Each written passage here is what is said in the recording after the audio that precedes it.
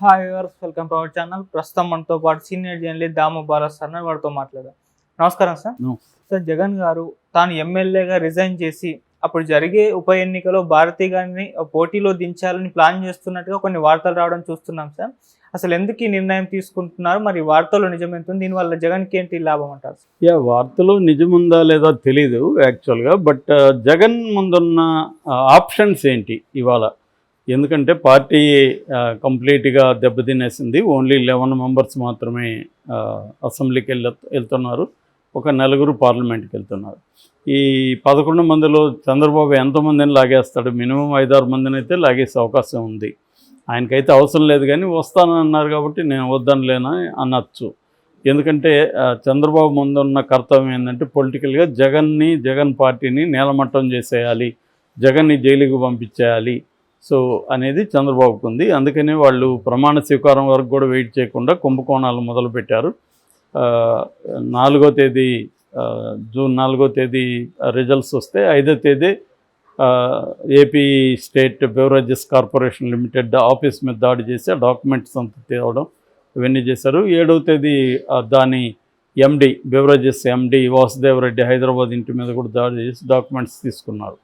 అంటే క్లియర్గా చంద్రబాబు కానీ లోకేష్ కానీ ఆగడానికి కూడా అడగలేరు. వాళ్ళు ఇమీడియట్గా కదిపేసి ఆ ప్రాసెస్ స్టార్ట్ చేసేసి జగన్ని జైలుకి పంపించాలని ఆతృతలు ఉన్నారు. ఇది జగన్ కూడా తెలుసు.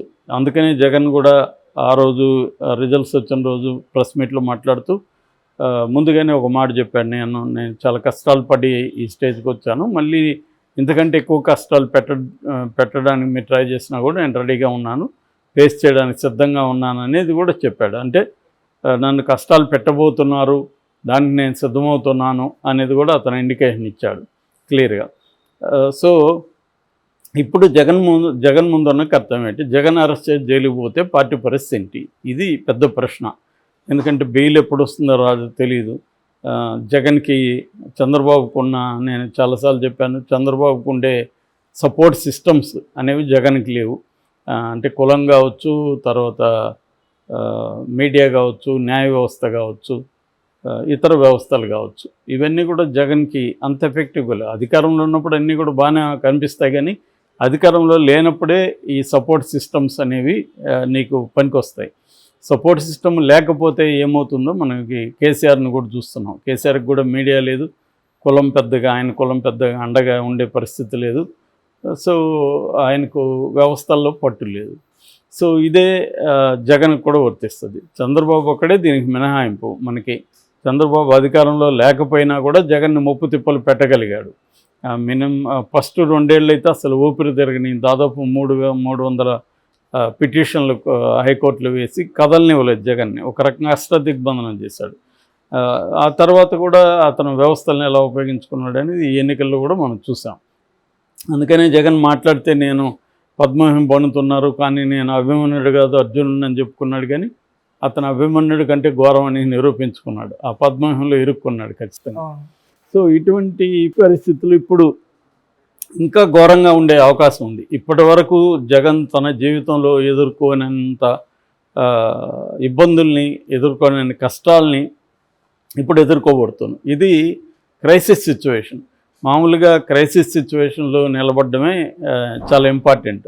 ఎందుకంటే చాలామంది నీకు అధికారం ఉన్నప్పుడు బాగున్నప్పుడు అందరూ వస్తుంటారు, కానీ నీ క్రైసిస్లో కూడా వస్తాడనేవాడే నిజమైన ఫ్రెండ్ కావచ్చు, లేకపోతే శ్రేయోభిలాషి కావచ్చు. నీకు ఒక లైఫ్ అండ్ డెత్ సిచ్యువేషన్ అప్పుడు నీతో ఎవరున్నారు అనేది ఇంపార్టెంట్. క్యారెక్టరైజేషన్కి ఒక డిఫరెన్స్ చూపిస్తాడు రాబర్ట్ మెకే అనే ఒక రైటరు, స్క్రీన్ ప్లే రైటర్. అదేంటంటే క్యారెక్టరైజేషన్ అంటే మన హావభావాలు కావచ్చు, మేనరిజం కావచ్చు, మనం మాట్లాడే పద్ధతి, ఇవన్నీ క్యారెక్టరైజేషన్. క్యారెక్టర్ అంటే ఒక ప్రెజర్ సిచ్యువేషన్లో ఒక మనిషి ఎలా బిహేవ్ చేస్తాడు అనేది క్యారెక్టర్. సో అందుకనే సినిమా స్క్రిప్ట్లో క్యారెక్టర్కి సంబంధించి ప్రెజర్ సిచ్యువేషన్స్ బిల్డప్ చేయాలని చెప్తారు. ఎందుకంటే అప్పుడే నీకు అసలు క్యారెక్టర్ బయటపడేది. సో రోజు మనతో కూడా ఫ్రెండ్ ఉంటాడు, మనతో కూడా టీ తాగుతాడు, కాఫీ తాగుతాడు, మందు కొడతాడు, బాగా సరదాగానే ఉంటాడు. కానీ మనకు ఒక లైఫ్ అండ్ డెత్ సిచ్యువేషన్ వచ్చినప్పుడు అతను ఉంటాడా లేదా అనేది అతని రియల్ క్యారెక్టర్ తెలుస్తుంది. అలాగా జగన్ది ఇప్పుడు ఒక క్రైసిస్ సిచ్యువేషన్ వచ్చింది. ఈ సిచ్యువేషన్లో తను ఏం చేయాలి? ఖచ్చితంగా జైలుకి వెళ్తాడు. వీడు ప్రమాణ స్వీకారం చేసిన వితిన్ 1 మంత్ లోపలే జైలుకి పంపించే అవకాశాలు ఉన్నాయి. ఎందుకంటే మద్యం కుంభకోణాన్ని ఆల్రెడీ చాలా ఫాస్ట్గా ముందుకు తీసుకెళ్తున్నారు. ఆ డాక్యుమెంట్లంతా కలెక్ట్ చేశారు. ఆల్రెడీ మీడియాలో దాని మీద కథనాలు స్టార్ట్ అయినాయి. సో ఆల్రెడీ మన పురంధేశ్వరి దగ్గర ఫైల్స్ ఉన్నాయి. ఆమె హోమ్ మినిస్ట్రీకి ఆల్రెడీ పెట్టింది. సో క్లియర్గా చేసే అవకాశం ఉంది. కాకపోతే సెంటర్ వైపు నుంచి జగన్ని ఎంత వేధిస్తారనేది ఇంకా క్లారిటీ రాలేదు మనకి. ఎందుకంటే సెంటర్ గవర్నమెంట్ అనేది ఇప్పుడు మోడీ ప్రభుత్వం అనేది ఒక రకంగా సంకీర్ణ ప్రభుత్వం కాబట్టి జగన్ని వేధిస్తే ఒక సమస్య, వేధించకపోతే ఒక సమస్య. వేధించకపోతే చంద్రబాబు కోపం రావచ్చు, వేధిస్తేమో జగన్ ఆ నలుగురు రేపు పొద్దున ఏమన్నా అవసరం రావచ్చు. ఆల్రెడీ జగన్కి 11 మంది రాజ్యసభలో ఉన్నారు.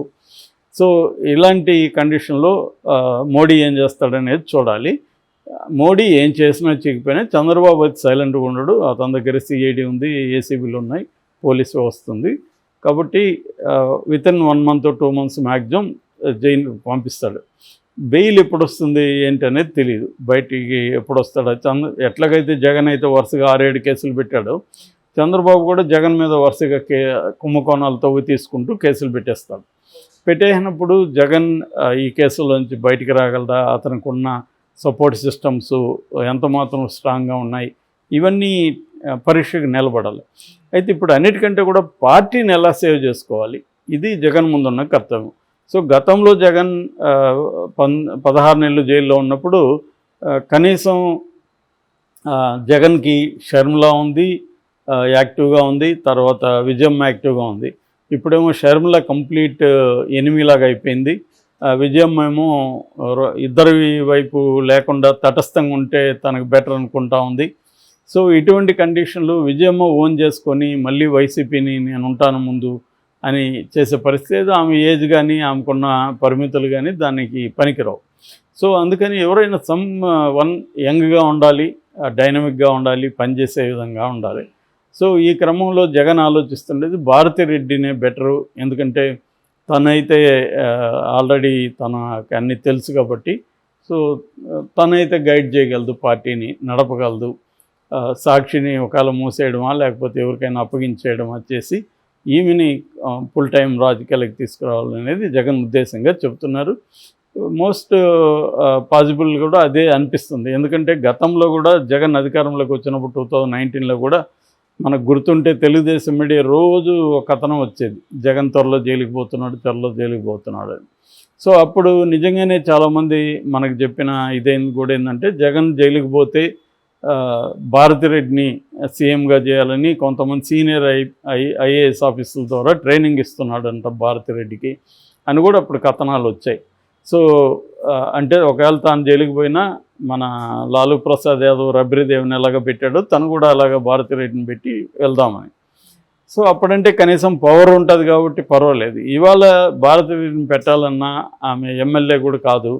సో ఏం చేయాలి, తను జైలుకి వెళ్తే మళ్ళీ ఎలాగా అనుకున్నప్పుడు ఒక ఆప్షన్ ఏంటంటే పులివెందల్లో తాను రిజైన్ చేసి ఉప ఎన్నిక వస్తుంది కాబట్టి అప్పుడు భారతిరెడ్డిని నిలబెట్టి గెలిపించుకుంటే అప్పుడు భారతిరెడ్డి జనంలో ఉండడానికి ఒక స్కోప్ ఉంటుంది. ఇప్పుడు ఏ హోదాతో రావాలి, జగన్ భారీగా మాత్రం రావాలి.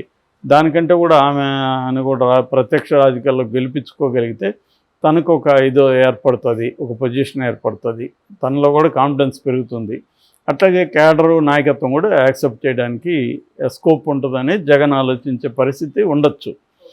అయితే ఇప్పుడు జగన్ భారతిరెడ్డిని కాకుండా పార్టీలో ఇంకొకరికి ఏమన్నా అప్పగిస్తే ఎలా ఉంటుందని చూసినప్పుడు అది అందరూ ఆమోదించే పరిస్థితి ఉండదు. ఇప్పుడు విజయసాయిరెడ్డికి ఇస్తే విజయసాయిరెడ్డి యాంటీ వర్గం వైసీపీలో ఉంటుంది.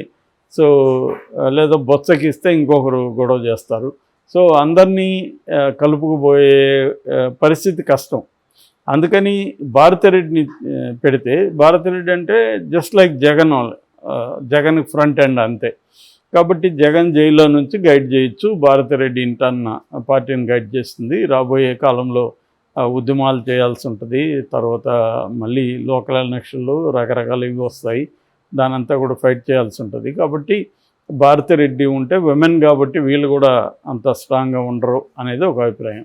అయితే భారతిరెడ్డి కూడా జైలుకి వెళ్ళే అవకాశం ఉంది. ఇప్పుడు కొన్ని కేసుల్లో ఆల్రెడీ అక్రమాస్తుల కేసులో ఉంది.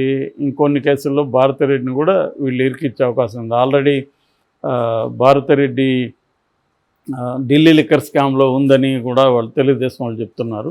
సో ఇటువంటి ఒకవేళ భారతిరెడ్డి కూడా జైలుకి పోవాల్సి వస్తే మాత్రం వెరీ వెరీ డిఫికల్ట్ అవుతుంది. ఎందుకంటే షర్మిల లేదు, విజయం వస్తుందో రాదో, నిలబడుతుందో లేదో తెలియదు. అప్పుడు అనివార్యంగా ఎవరికొవరికి అప్పగించాలి. అప్పగిస్తే మరి వాళ్ళు కొట్టుకుంటారా ఏంటనేది చూడాలి మనం. ఏదేమైనా it's very very very difficult situation for Jagan.